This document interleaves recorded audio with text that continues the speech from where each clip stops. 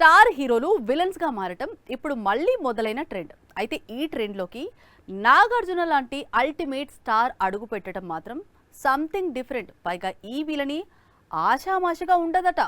Indian screen పై never before అనే విధంగా ఉండనుందట. హీరోల కంటే విలన్ క్యారెక్టర్స్ హైలైట్ కావడం చాలా అరుదు. ఈ విషయంలో తమిళ దర్శకుడు లోకేష్ కనగరాజ్ కు మంచి ట్రాక్ రికార్డ్ ఉంది. కెరీర్ బిగినింగ్ నుంచి అతని సినిమాలో విలన్స్ చాలా పవర్ఫుల్. ప్రస్తుతం కూలీ అనే మూవీ తీస్తున్నాడు లోకేష్ కనగరాజ్.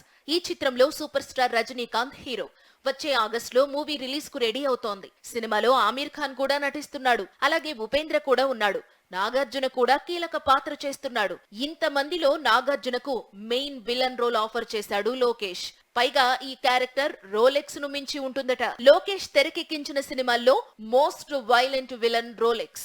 జస్ట్ 5 నిమిషాల పాత్ర పెద్ద సంచలనం సృష్టించింది. విలనిని నెక్స్ట్ లెవెల్ కు తీసుకెళ్లింది. ఇప్పుడు కూలీలో కింగ్ విలని ఇంతకు మించి ఉంటుందట.